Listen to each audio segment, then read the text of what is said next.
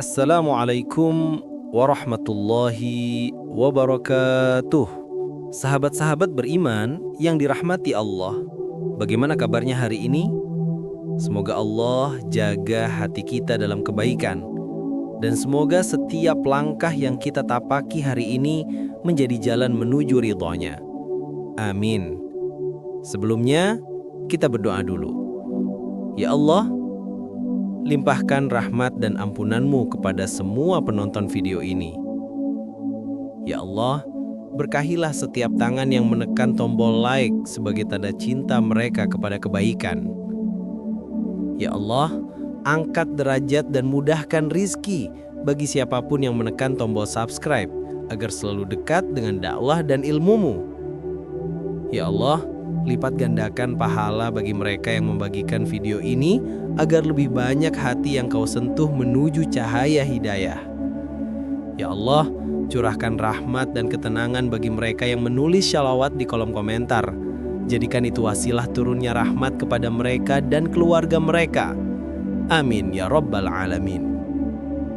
Sahabat-sahabat sekalian, pernahkah kita merasa sudah beramal banyak, tapi hati ini masih hampa? Pernahkah kita bangun malam dengan berat, berjuang melawan kantuk untuk tahajud, lalu muncul rasa bangga, aku sudah berbeda dari yang lain? Hati-hati, di sanalah letak ujian halus yang sering kita tidak sadari. Bisa jadi kita berjuang keras dalam ibadah, tapi ternyata dalam pandangan Allah tidak bernilai apapun. Na'udzubillah min dzalik. Kadang kita bersemangat menambah amal, tahajud, puasa sunnah, bersedekah, membaca Al-Quran. Tapi tanpa disadari, niat kita mulai berubah. Bukan lagi karena Allah, tapi karena ingin dilihat, ingin dihargai, atau ingin dipuji. Di saat itulah setan tertawa. Karena amal yang berat, yang penuh lelah, perlahan habis. Seperti kayu yang terbakar menjadi debu. Sahabatku, inilah yang sering menjadi realita di sekitar kita. Banyak orang beramal dengan semangat tinggi, tapi lupa menjaga hati dari penyakit riya dan ujub. Kita ingin tampil baik, tapi tanpa disadari malah menyiarkan kesombongan. Kita ingin menginspirasi, tapi terkadang yang muncul justru rasa lebih suci dibanding yang lain. Maka mari renungkan, apakah amal-amal kita benar-benar masih memiliki nilai di sisi Allah? Ataukah sudah gugur tanpa kita sadari? Inilah yang disampaikan oleh para ulama, bahwa amal baik bisa hilang perlahan tanpa disadari bila niatnya tidak lurus. Sebagaimana kayu yang terbakar api, ia tidak langsung habis, tapi perlahan menjadi abu. Sahabatku, jangan tunggu sampai amal kita tinggal debu. Mari kita belajar bukan hanya menambal amal, tapi juga menjaga agar amal itu tetap hidup dalam pandangan Allah. Karena amal tanpa keikhlasan hanyalah bayangan tanpa ruh. Sahabatku yang dirahmati Allah, betapa banyak orang beramal, tapi hanya sedikit yang diterima. Mengapa demikian? Karena Allah tidak melihat rupa, bentuk, atau panjangnya sujud kita, melainkan niat yang bersemayam di hati. Rasulullah Shallallahu Alaihi Wasallam bersabda dalam hadis riwayat Bukhari dan Muslim, sesungguhnya amal itu tergantung pada niat, dan setiap orang akan mendapatkan sesuai dengan apa yang ia niatkan. Kalimat ini seharusnya membuat kita bergetar, karena betapa banyak amalan yang tampak besar di mata manusia, namun kecil di sisinya. Sebaliknya, ada amal kecil yang dilakukan dengan ikhlas, tapi nilainya melampaui gunung emas di sisinya. Coba kita renungkan, berapa kali kita sholat, tapi hati masih ingin dilihat orang lain? Berapa kali kita bersedekah, tapi dalam hati berharap pujian? Berapa kali kita membaca Al-Quran, tapi sekadar untuk konten atau status media sosial? Inilah realita kehidupan modern kita hari ini. Ria dan ujub menyusup begitu halus. bahkan dalam balutan niat yang tampak suci. Seorang ulama salaf berkata, "Aku tidak pernah berjuang sekeras ketika aku berjuang melawan niatku." Itulah perjuangan sejati, menjaga hati agar tetap lurus di jalan Allah. Karena syaitan tak pernah berhenti mengintai amal kita. Ia tahu kelemahan manusia bukan hanya di kemalasan, tapi di kesombongan setelah beramal. Ia membisikkan, "Engkau hebat, engkau taat, engkau lebih baik dari yang lain." Padahal saat hati kita mulai membanding-bandingkan diri dengan orang lain, disitulah awal kehancuran amal. Ibarat api yang perlahan melahap kayu, begitu pula ujub menggerus tahala sedikit demi sedikit. Allah mengingatkan dalam Quran surat Ali Imran ayat 22, amalan mereka gugur di dunia dan di akhirat, dan mereka tidak akan mendapatkan penolong. Ayat ini bukan untuk menakuti, tapi untuk menyadarkan kita bahwa amal bukan soal banyaknya, tapi keikhlasan dan ketundukan hati. Orang yang menjaga hatinya dari riya dan ujub akan ringan beramal, tenang hidupnya, karena ia tahu semua semata-mata untuk Allah. Maka sahabatku, mari mulai dari sekarang. Setiap kali hendak beribadah, tanyakan pada diri sendiri, untuk siapa aku melakukan ini? Jika jawabannya bukan karena Allah, hentikan sejenak. Luruskan niat, karena amal yang sedikit tapi ikhlas jauh lebih berharga daripada amal besar yang tercampur pamrih. Menjaga hati bukan perkara mudah, tapi disitulah letak perjuangannya. Barang siapa mampu menjaga hatinya tetap jernih, maka seluruh amalnya akan bersinar di sisi Allah Subhanahu wa Ta'ala. Sahabatku yang dirahmati Allah, pernahkah kita merasa telah melakukan banyak amal soleh, namun hidup masih terasa hampa? Pernahkah kita merasa sudah berjuang keras, namun hati tetap gelisah dan tidak tenang? Bisa jadi itu karena amal-amal kita perlahan gugur tanpa kita sadari. Dalam Quran surat Ali Imran ayat 22, Allah menjelaskan tentang golongan yang amalan mereka hancur dan tak tersisa. Amalan mereka gugur di dunia dan di akhirat, dan mereka tidak akan mendapatkan penolong. Ayat ini menunjukkan bahwa ada manusia yang sebenarnya beramal, namun amalnya tidak lagi memiliki nilai. Bukan karena mereka tidak sholat, bukan karena mereka tidak puasa, tapi karena ada penyakit dalam hati yang menggerogoti amalnya sedikit demi sedikit, seperti api yang melahap kayu bakar hingga menjadi debu. Ulama menjelaskan bahwa kata habiqat dalam ayat itu bermakna sesuatu yang hilang perlahan, tak terasa, hingga akhirnya lenyap seluruhnya. Itulah kondisi banyak di antara kita hari ini. Kita rajin beribadah, tapi di sisi lain lidah masih mudah mencela, hati masih menyimpan dengki, pikiran masih sombong dengan amal yang dilakukan.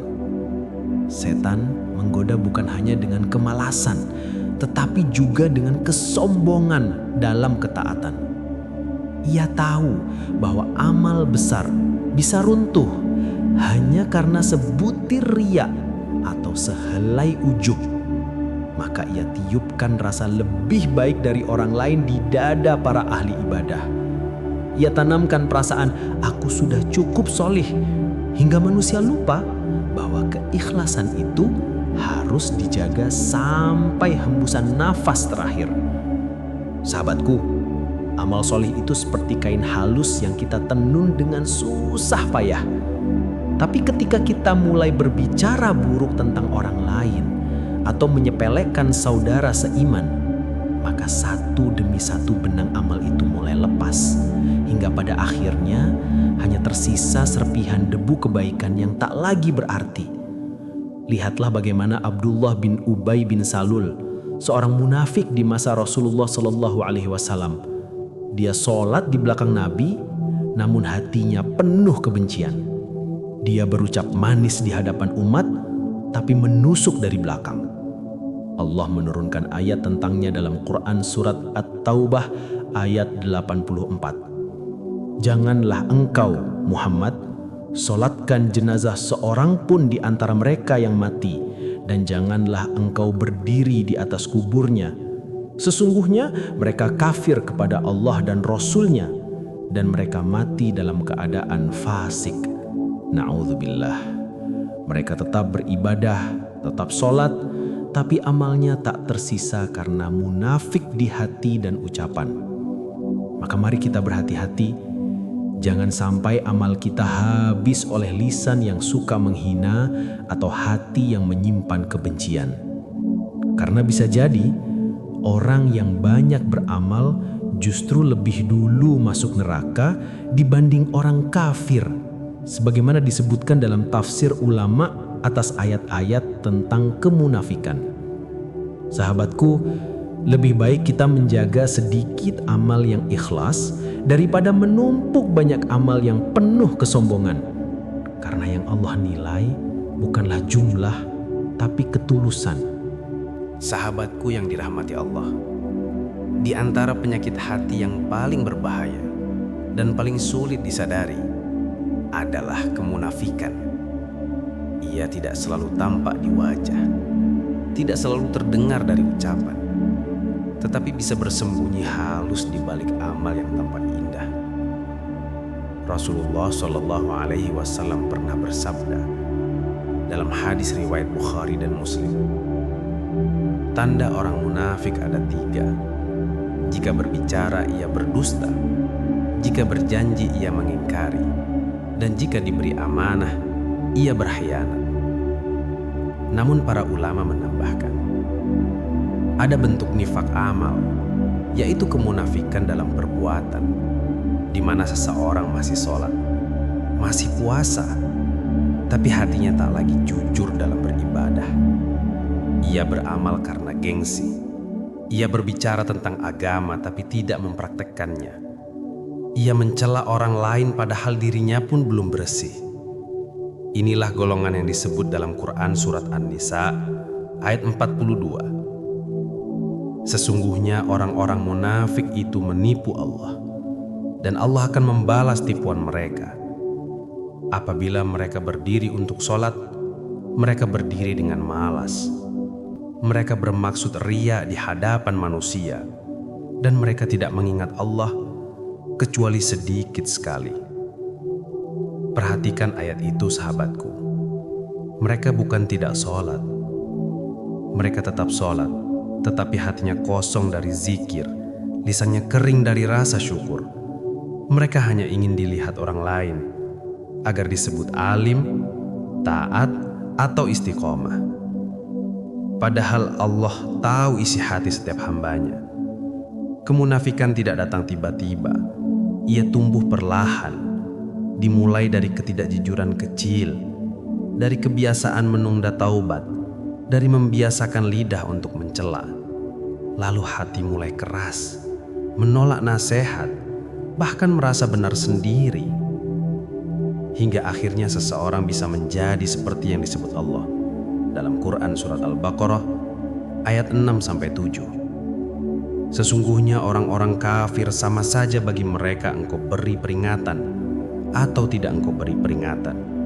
Mereka tidak akan beriman. Allah telah mengunci hati dan pendengaran mereka, dan pada penglihatan mereka ada penutup. Bagi mereka azab yang besar. Sahabatku, ayat ini mengingatkan kita untuk segera sadar sebelum hati mengeras. Jangan biarkan diri terbiasa dengan kebohongan kecil atau menyepelekan dosa ringan. Karena jika hati sudah terkunci, nasihat pun tak lagi menyentuh. Bahkan ayat Al-Quran pun terasa biasa saja. Maka saat ada nasihat yang menyentuh hatimu, jangan abaikan.